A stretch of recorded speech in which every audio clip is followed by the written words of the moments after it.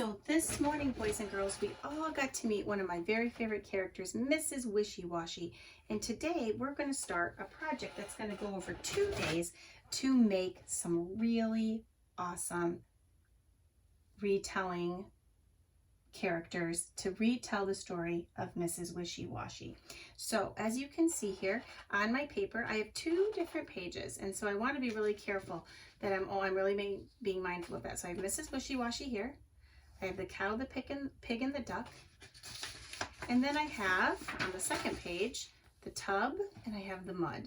Now today, the only thing you're going to do with these is you're going to color them, okay? So remember, this isn't water. This is going to be mud. So you want to make sure that you're going to color that to be mud. So you're going to color these characters. Now, I'm not going to color all mine. You are going to color all yours, though. But I am going to take a minute to color my animals. Now, the pig is pink, and we don't have pink. So if you have a pink at home in a different crayon box, you can get it. I don't have a pink right now, so I'm going to use red, and I'm just going to do it really lightly. Really lightly, because I still want it to be looking like a pinkish color, and red is close to pink. I'm going to kind of just color it so light. It still looks red, but it's really light. So if you don't have a pink at home, you can use a red like I'm using. I love our big crayons, but I don't like that we don't have a pink in there, because pink is kind of an important color. And I'm really taking my time and doing a nice job of coloring my pig. And I'm, like I said, using red, but you can, if you have pink. Now I want you to use the colors as close as possible. Don't just take a green crayon and color everything. We want the characters to look as close to themselves as possible. Now, if you remember, the duck was white, mostly white, but he has his beak and his feet are colored. So I'm not going to actually color his feathers. I'm going to color his beak, though. I'm going to color it orange.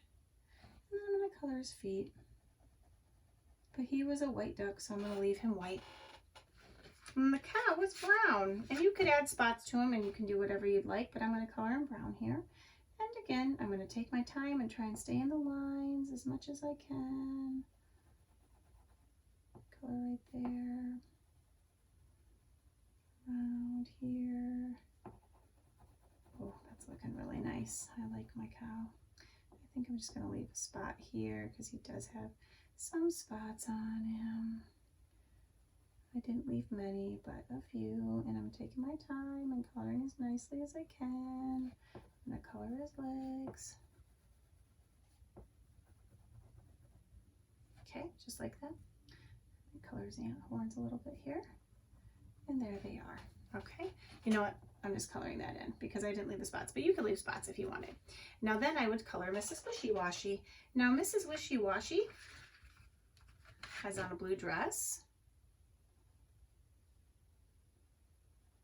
I'm just going to take a second and color her.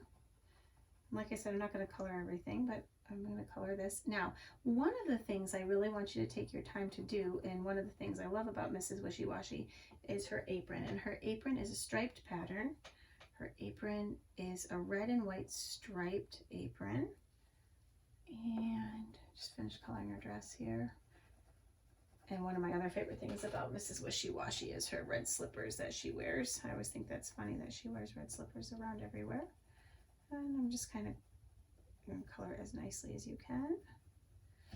Kind of fill in those spots there. There we go. So then I'm going to take my red.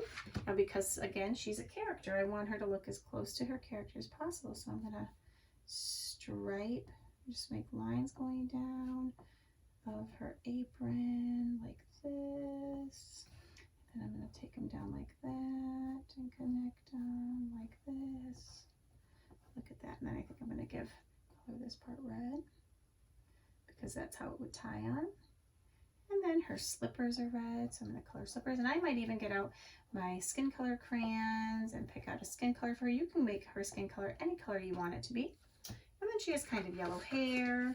So I'm going to get the yellow out and color that. Now, as you can see, that looks a lot like Mrs. Wishy Washy, doesn't it? We want her to look as close to herself as possible. When you're coloring characters from stories, you want them to look as much like the characters as possible. After you do this page, you're going to turn to the other page, and you're going to color the mud and you can color the bathtub any color you want. Now in this story, the bathtub is gray, but you can color the bathtub any color you want. And I would suggest a color that you haven't used much of, maybe purple, maybe orange. You could pick the color that makes sense to you, or you could just leave it white. It's totally up to you. So today you are going to color all of your characters and the settings for Mrs. Wishy Washy. And then tomorrow I'm going to show you what we're going to do next in terms of being able to use these for retelling. Now, when you're done coloring these, don't put these anywhere, just anywhere. They need to go back in your blue folder because you're going to need these papers tomorrow. So when you're done with it,